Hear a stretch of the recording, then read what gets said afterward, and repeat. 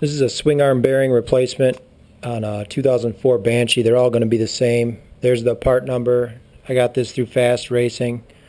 Includes the spacer, the two swing arm bearings, the two dust caps on the end, and then the two O-rings for the inside the dust caps.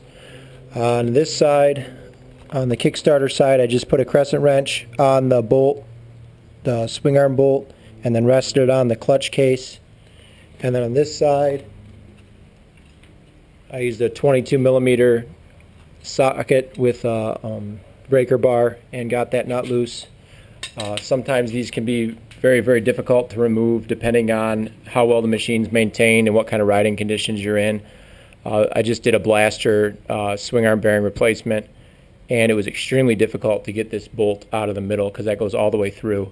So we ended up having to heat it up to get it out, and I'm hoping that this one will go a little bit more smoothly. I'm going to soak it with PB Blaster, and hopefully that'll knock those bearings loose. On the other one, they were seized in place. This one, I think one of them's actually broken because there's actually like, it's kind of hard to show you in the video, but there's a little bit of slop side to side. If you pull on the grab bar side to side, you can actually see the swing arm pivot back and forth. So I'm pretty sure that one of those bearings are shot.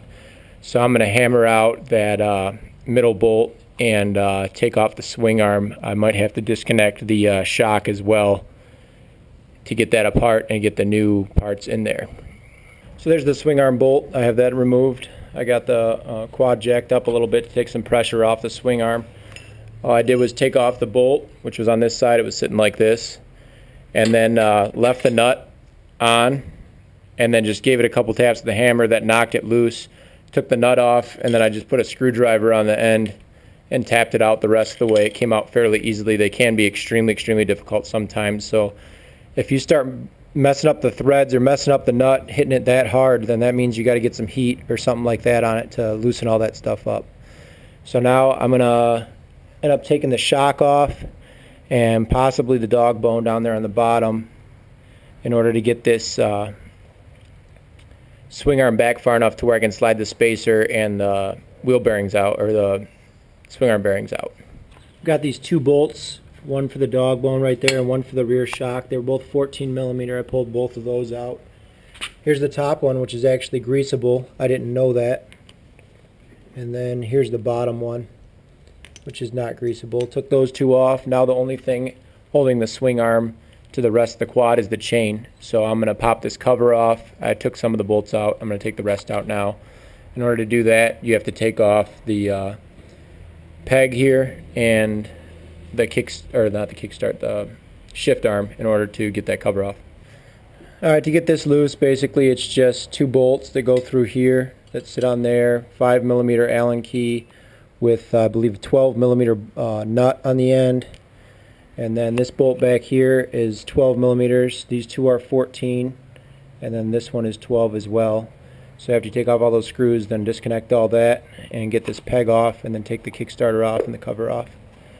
Now that you have all that disconnected, the only thing holding the chain on now is just the sprocket. So just roll the axle forward, slip the chain off of the sprocket, the front sprocket, and then the whole axle should slide right out of the back.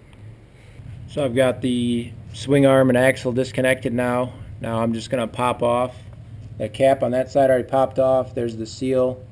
I'm going to pop out the spacer in the middle and the swing arm bearing, the dust cap on the other side with the O-ring, and then the swing arm bearing on the other side. And then clean it out. Use carb cleaner, run a rag through it, and then grease up the new stuff and install the new stuff. So it's fairly obvious that one of my bearings was shot. Look at how that's all chewed up. That's from a bearing blowing out, and then all of these little pieces bouncing around in there chewing it up, all the pieces of the bearing. So I think it was this side that was shot. You can see where the bearing rides on there, right there and right there. So I need to get the rest of the bearing out of the inside. I'm just going to put something down inside like a long screwdriver, knock the bearing out from each way. So I'll put a screwdriver in this way, knock that bearing out, and then put a screwdriver in this way and knock that bearing out. Get it all cleaned up really good, really well. And then obviously this piece I'm going to be replacing. It came with the kit, so I'm replacing that.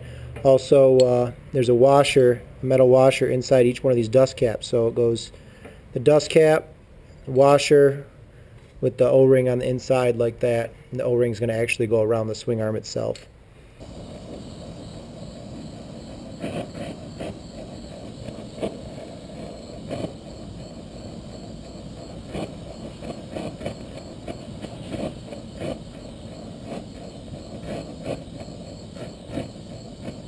This last bearing was being extremely stubborn. I tried pounding it out, but it wouldn't work. I tried using propane, wouldn't work. I ended up using a Sawzall, making a little cut in it, and that relieved the pressure on it, so I was able to pull it out with those pliers.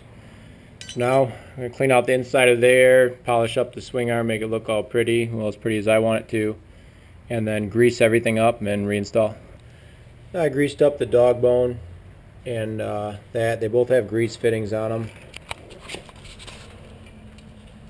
There's the grease fitting for the one, and there's the grease fitting for the other.